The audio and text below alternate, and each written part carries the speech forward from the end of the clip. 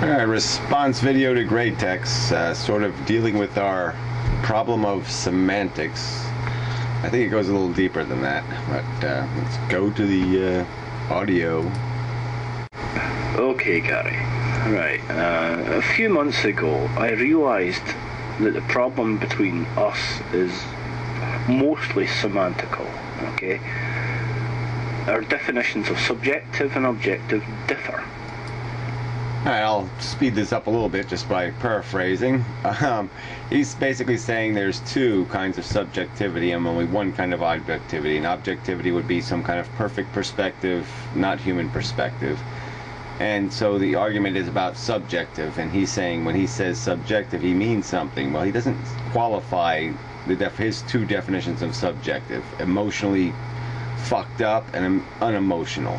So those are both subjective in his opinion. Even when you're being objective in terms of separating yourself from your needs, desires, wants, preferences, and prejudices, you're still being a subjective observer, since we are in subjective positions as human beings, which is not a bad argument. But the point is in conversation and in argument, you don't qualify those subjective differences. You don't say subjective A, subjective B, or I mean the subjective when we're being objective in our subjectivity. You don't qualify what you mean by the word subjective, so it ends up meaning either one of those two things: emotionally fucked or unemotional. And you got to separate, you got to make those distinctions, or yeah, we're going to have a semantics problem, because you're using the same word to describe two fundamentally different observations. How I feel about something and how I think about something are two different things.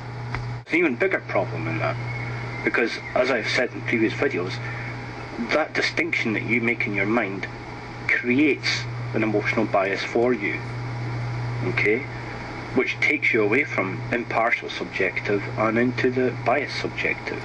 But yeah, I don't see where that goes anywhere at all. I don't even know how to make sense to that. You're saying that somehow as soon as we attempt to detach ourselves from conditioned preferences and prejudices, as soon as I say to myself, okay, I happen to think kittens are cute, and I say, okay, I'm not going to consider what I think is cute anymore. Okay, I'm going to objectively observe animals or creatures and judge them for things that I have intellectually observed are important, like the extent of their consciousness or the elaborateness of their behavior, or how emotionally competent they are in terms of their sophistication, and based on that make observations about what animals deserve my attention, or which ones deserve my concern.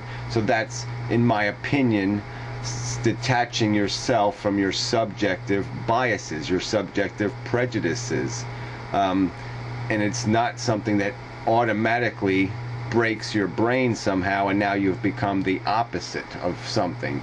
No, they're two distinct things. It's separating ourselves from our conditioning, separating ourselves from our innate biases created by nature and the biases imposed upon us by culture.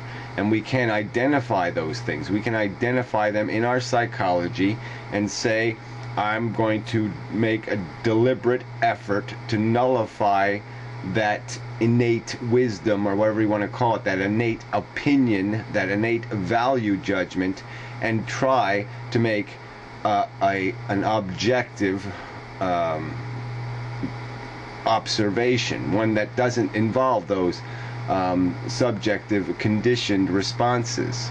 So I still think there's fundamentally, you're going to have to demonstrate how we aren't able to separate our intellect, the part that can count to maybe 10 or 12 or 15, and the stupid subjective emotional part that reacts instantaneously and viscerally to circumstances.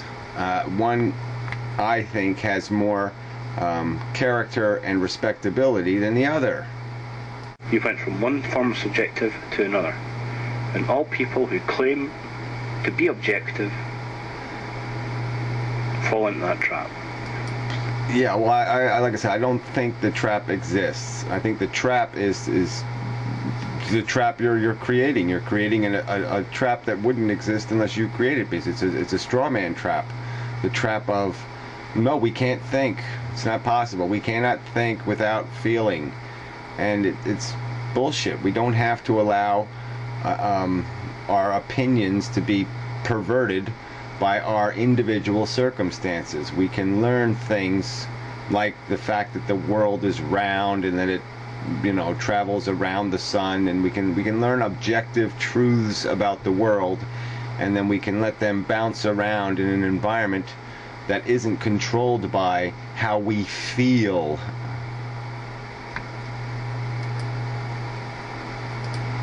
Maybe not all people. Certainly you do.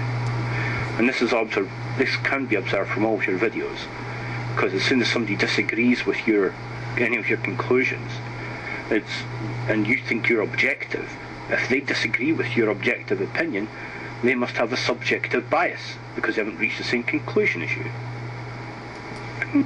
Well, that's not a must. They can make fundamental critical errors. They can have, they can make stupid arguments. I mean, if I'm arguing with the Scanarf about what right's more important, the right of an individual not to be discriminated based on something as irrelevant as their skin color, or to be thrown into a class they didn't say I want to be a member of, and to be treated based on the behavior of that class because there's 2 million black men in jail or some other bullshit irrelevant statistic, versus someone else's right to judge them superficially and as part of a class. If I'm going to make a comparison between those two rights and make the argument that I obviously think the right of the individual to be treated as an individual and not be held liable for the behavior of things that he can be classified in a group of that he never asked for membership in. But whatever, I'm just saying there's logical arguments can be made. People can make stupid logical arguments. I'm not saying they're all subjective, but in these philosophical discussions, I think the corrosion, the rust, the thing that's destroying the philosophy, that's the mold, the fungus of philosophy, is this innate physical addictions that we have, these subjective comfort zones that we keep trying to inject into our philosophy. Well, at least other people do, readily and often. Well, you hate that word. That's now a phantasmagorical word to you, experience.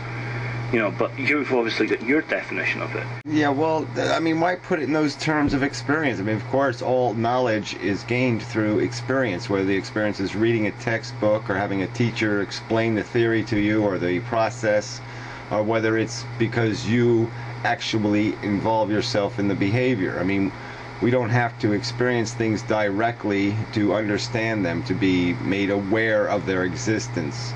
I mean, you can watch a videotape of an elephant and you're going to kind of get what elephant is. And likewise, you could even read a description of one. So, I mean, and most of what we're arguing here, most of the philosophy stuff we're arguing, is not the kind of stuff you need to personally experience. You don't have to taste this grass. You don't have to eat a handful of it to develop opinions and understandings and arguments about what the reality of this circumstance that we exist in is. We obviously can't experience everyone else's subjective life, but we can certainly have some common definitions and descriptions of the world we live in. And one of those, I would argue, is the fact that we evolved.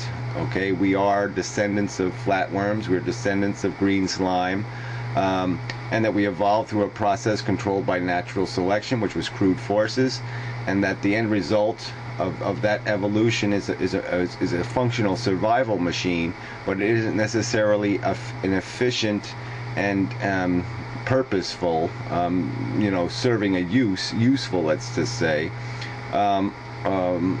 mechanism or organism.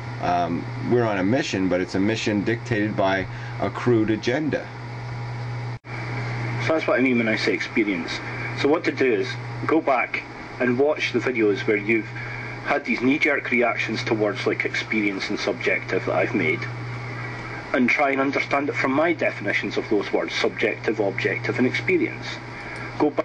Well, I'd ask you to do the same thing, since we've qualified the potential misunderstanding in our linguistics or whatever. You do the same thing, because at least my two definitions, I think, are more stable than your three definitions for two words.